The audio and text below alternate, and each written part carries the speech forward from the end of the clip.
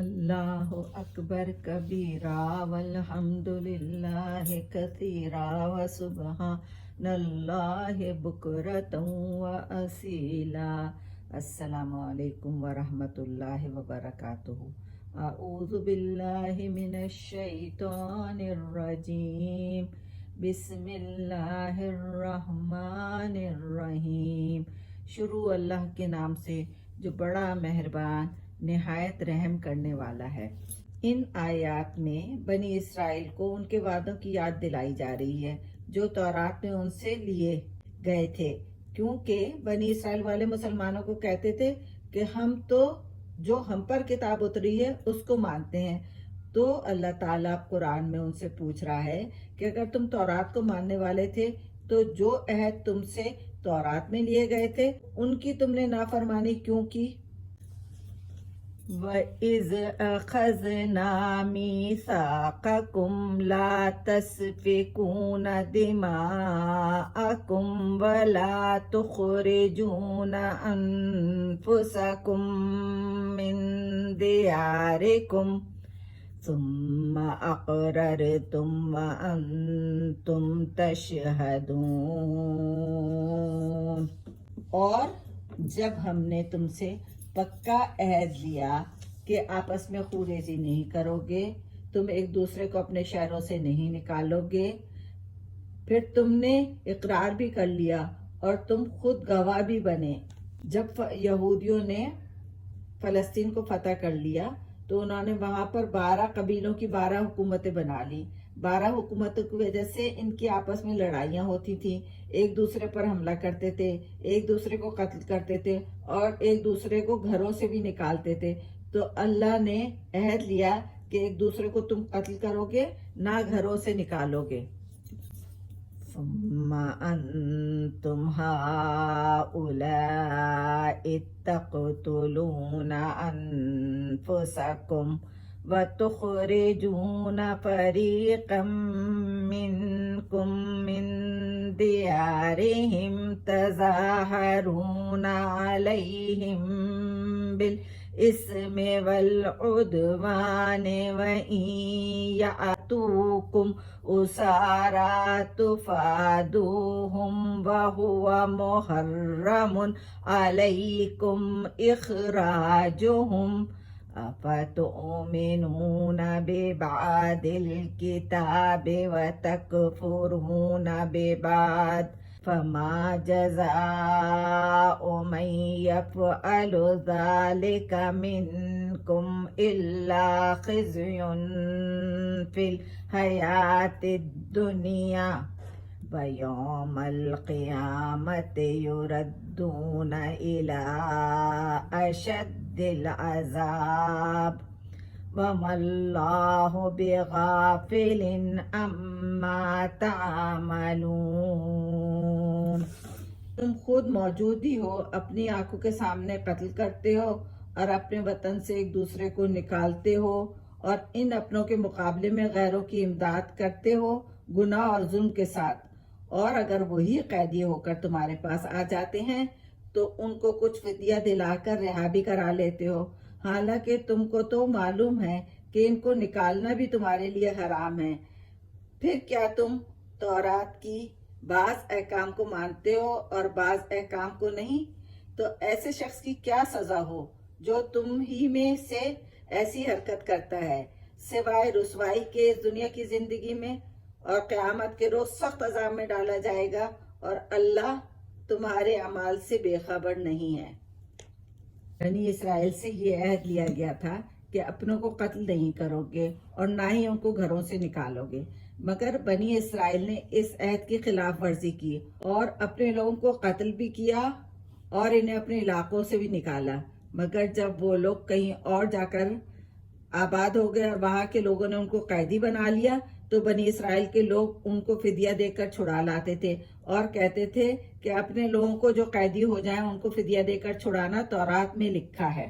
مدینے میں حضور صلی اللہ علیہ وآلہ وسلم کے زمانے میں بھی یہودی یہی کیا کرتے تھے۔ ان کی مشرک قبیلوں کے ساتھ دوستیاں تھیں اور جب وہ قبیلے آپس میں لڑتے تھے تو یہ ان کی مدد کرتے تھے اور اپنے یہودیوں کو قتل کرتے اور انہیں گھروں سے نکالتے. جب وہ دوسرے قبیلے کے قیدی بن جاتے تو انہیں فدیہ دے کر چھڑا لاتے اور کہتے کہ تورات میں یہ لکھا ہے کہ یہودی اگر قیدی بن جائیں تو ان کو فدیہ دے کر چھڑاؤ. اس طرح بنی اسرائیل تورات کے کسی حکم کی نافرمانی کرتے اور کسی حکم کو مانتے تھے، حالانکہ اگر وہ اپنے لوگوں کو گھروں سے ہی نہیں نکالتے تو ان کو فدیہ دے کر چھڑانے کی نوبت ہی نہیں آتی. اللہ کے کسی حکم کو ماننے اور کسی کو نظر انداز کرنے کی سزا دنیا میں ذلت اور رسوائی اور آخرت میں سخت عذاب ہے. اولئک الذین اشتروا الحیاة الدنیا بالآخرہ فلا یخفف عنہم العذاب ولا هم ینصرون. یہ وہ لوگ ہیں کہ انہوں نے دنیا کی زندگی کی لذت و عشرت آخرت کی نجات کے بدلے میں خرید لی ہے، سو نہ تو ان کی سزا میں کوئی کمی کی جائے گی اور نہ ہی ان کی کوئی مدد کی جائے گی. وَلَقَدْ آتَيْنَا مُوسَى الْكِتَابَ وَقَفَّيْنَا مِن بَعْدِهِ بِالرُّسُلِ وَآتَيْنَا عِيسَى ابْنَ مَرْيَمَ الْبَيِّنَاتِ وَأَيَّدْنَاهُ بِرُوحِ الْقُدُسِ أَفَكُلَّمَا جَاءَكُمْ رَسُولٌ بِمَا لَا تَهْوَىٰ أَنفُسُكُمُ اسْتَكْبَرْتُمْ فَفَرِيقًا كَذَّبْتُمْ وَفَرِيقًا تَقْتُلُونَ. اور ہم نے موسیٰ کو تورات دی، ان کے بعد وقفے وقفے سے رسول بھیجے. ہم نے عیسیٰ ابن مریم کو نبوت کی کھلی نشانیاں عطا کی اور ہم نے روح القدس کے ذریعے ان کی تائید کی.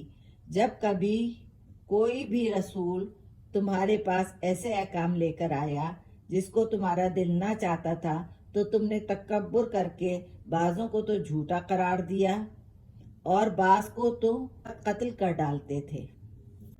بنی اسرائیل میں متواتر 1400 سال تک نبی آتے رہے اور آخر میں حضرت عیسیٰ علیہ السلام بہت سارے معجزات لے کر آئے. وہ اندھے کو ٹھیک کر دیتے اور مردے کو زندہ کر دیتے تھے. اللہ تعالیٰ نے حضرت عیسیٰ علیہ السلام کے ساتھ حضرت جبرائیل علیہ السلام کو ان کی مدد کے لیے بھیجا ہوا تھا اور حضرت جبرائیل علیہ السلام یہ سارے کام اللہ کے حکم سے کرتے تھے. جب بھی کوئی نبی حق کی بات لے کر آتا جو ان کے دل کو اچھی نہیں لگتی تھی تو بنی اسرائیل والے اس کو ماننے سے ہی انکار کر دیتے تھے. بعض نبیوں کو تو بنی اسرائیل والوں نے جھٹلایا اور بعض نبیوں کو تو انہوں نے قتل بھی کر دیا. حضرت یحییٰ علیہ السلام اور حضرت زکریا علیہ السلام کے قتل کا ذکر قرآن میں موجود ہے. وَقَالُوا قُلُوبُنَا غُلْفٌ بَل لَّعَنَهُمُ اللَّهُ بِكُفْرِهِمْ فَقَلِيلًا مَّا يُؤْمِنُونَ. اور یہودی بڑے فخر سے کہتے ہیں کہ ہمارے دل تو ایک محفوظ غلاف میں ہیں. ایسا نہیں ہے، بلکہ کفر کے سبب ان پر اللہ کی مار پڑتی رہتی ہے اور بہت ہی کم ایمان لاتے ہیں. بنی اسرائیل والے کہتے تھے کہ محمد صلی اللہ علیہ وآلہ وسلم آپ کی باتوں کا ہم پر کوئی اثر نہیں ہو سکتا. ہمارے دل تو ایک محفوظ غلاف سے ڈھکے ہوئے ہیں. دلوں پر حق بات کا اثر نہ ہونا کوئی فخر کی بات نہیں. ان کے کفر کے باعث اللہ نے ان پر لعنت کی ہے اور بنی اسرائیل والوں میں سے بہت ہی کم لوگ ایسے تھے جو ایمان لانے والے تھے. ربنا آتنا فی الدنیا حسنۃ وفی الآخرۃ حسنۃ وقنا عذاب النار وسلام علی المرسلین والحمد للہ رب العالمین.